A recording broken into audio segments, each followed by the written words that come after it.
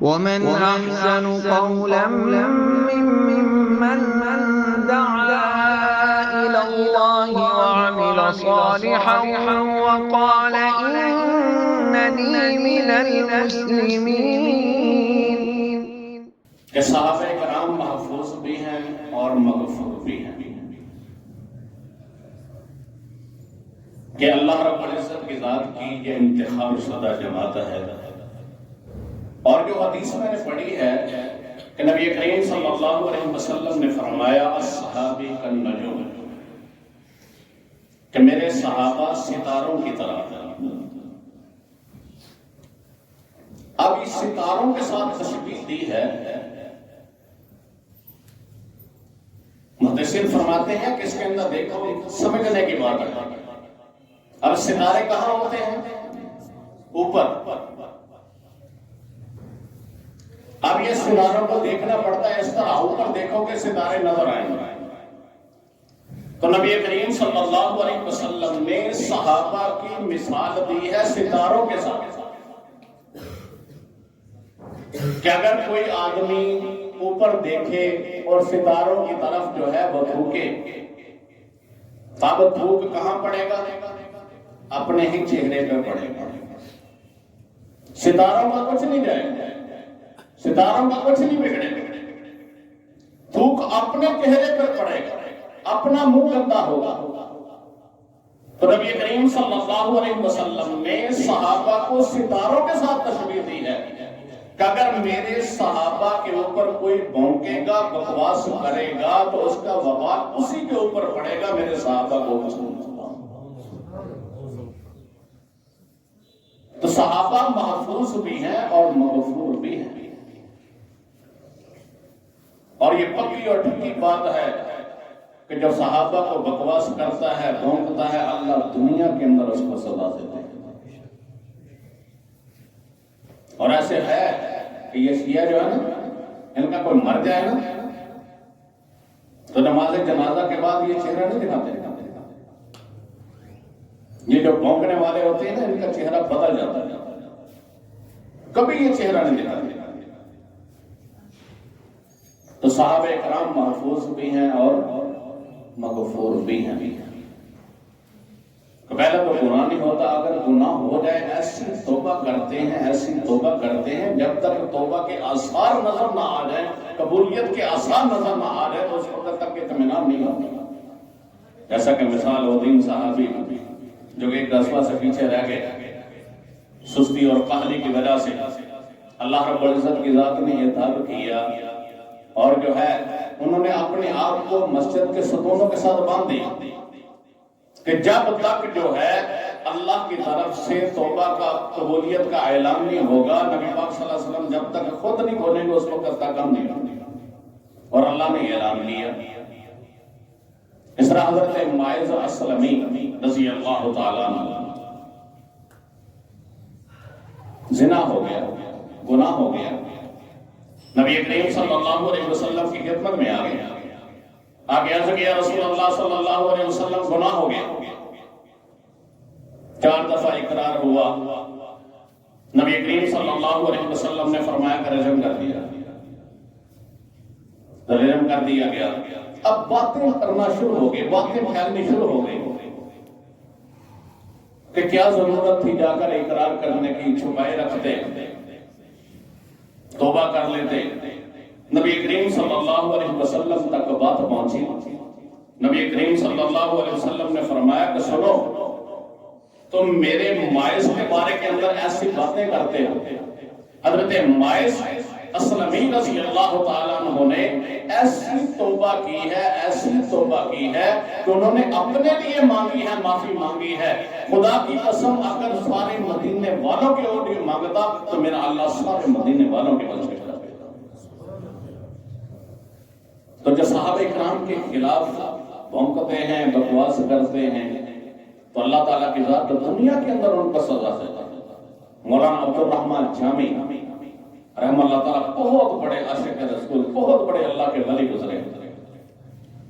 اتنے بڑے عاشق رسول، یہ قصیدے انہوں نے نبی کریم صلی اللہ علیہ وسلم صحابہ کرام کے پڑھے لکھے. اور جو ہے ان کے بارے کے اندر لکھا ہے کہ وہ حج کرنے کے لیے، زیارت کرنے کے لیے مدینے جا رہے تھے، تو نبی کریم صلی اللہ علیہ وسلم خواب کے اندر جو گورنر تھا ان کا کہ میرا ایک عاشق آ رہا ہے، اس کے جذبات کو ٹھنڈا کرنا، اس کو روکو۔ ایک دن، 2 دن، 3 دن، پھر شکل بھی دکھا دی گئی۔ اب گورنر کو سمجھ نہیں ہے کہ کیسے روکنا ہے، کی کرنا، انہوں نے گرفتار کر لیا۔ پھر نبی کریم صلی اللہ علیہ وسلم کے خواب کے اندر زیارت ہوئی۔ آپ صلی اللہ علیہ وسلم نے فرمایا کہ میرے کہنے کا یہ مطلب نہیں تھا گرفتار کرو، بلکہ میرے کہنے کا مطلب یہ تھا اس کے جذبات کو ٹھنڈا کرو۔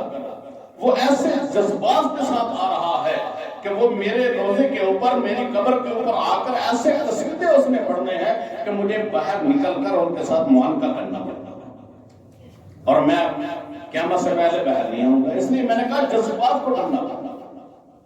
مولانا عبد الرحمن جامی رحمہ اللہ تعالیٰ نے ایک واقعہ لکھا ہے کہ ایک آدمی تھا، وہ نبی کریم صلی اللہ علیہ وسلم کے روضے پہ جاتا، آپ صلی اللہ علیہ وسلم کے قصیدے پڑھتا، ابو بکر کے قصیدے پڑھتا، حضرت عمر فاروق رضی اللہ تعالیٰ عنہ کے قصیدے پڑھتا، تعریفات کرتا۔ اور ایک اور آدمی تھا، شیعہ تھا، جس کے دل کے اندر ابو بکر عمر کا بغض تھا، اس کو یہ چیز برداشت نہ۔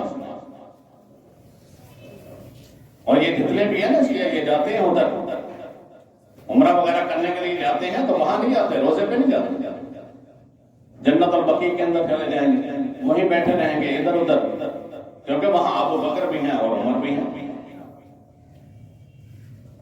تو وہ قصیدے پڑھتا، لیکن اس کو برداشت نہیں۔ اس نے کیا کیا، کہنے لگا کہ بات یہ ہے کہ میں آپ کی دعوت کرنا چاہتا ہوں، میرے ساتھ جاؤ۔ تو انہوں نے کہا کہ دعوت کو قبول کرنا بھی میرے نبی کی سنت ہے۔ دعوت قبول کی، چلے گئے اس کے ساتھ گھر۔ جب گھر جا کر بیٹھایا، کہنے لگا کہ یہاں بیٹھو، میں تمہارے کھانے کا انتظام کرتا ہوں۔ اندر گیا، اندر جا کے چھری لے کر آیا، اور چھری لے کر آیا اور آ کر کہنے لگا کہ زبان باہر نکال، جس زبان کے ساتھ وہ ابو بکر اور عمر کے قصیدے پڑھتا میں تیری زبان کاٹ دوں گا۔ تو قصیدے پڑھتا تھا، مجھے برداشت نہیں تھا۔ اس نے کیا کیا، بس اللہ کے ولی کی کیا کی، زبان نکالی اور زبان کاٹ۔ اب انہوں نے کیا کیا، اپنے ہاتھ کے اندر زبان کا ٹکڑا لیا، نبی کریم صلی اللہ علیہ وسلم کے روضے اور جا کے عرض کیا، رسول اللہ صلی اللہ علیہ وسلم، اس زبان کے ساتھ میں آپ کے قصیدے پڑھتا تھا، آپ کے یاروں کے قصیدے پڑھتا تھا، میری زبان کو کاٹ دیا گیا۔ کہ لکھا ہے کہ نبی کریم صلی اللہ علیہ وسلم کا اس طرح قبر مبارک سے ہاتھ باہر نکلا کہ صرف ایک نہیں، ہزاروں لوگوں نے دیکھا، اور جو ہے اس طرح زبان کا ٹکڑا لیا اور اس کے منہ کے اندر رکھ دیا۔ جب منہ کے اندر رکھا، اس طرح ہاتھ رکھا، اللہ نے ساری زبان کو ٹھیک کر دیا۔ پھر دوبارہ وہی قصیدے ابو بکر کے، عمر کے۔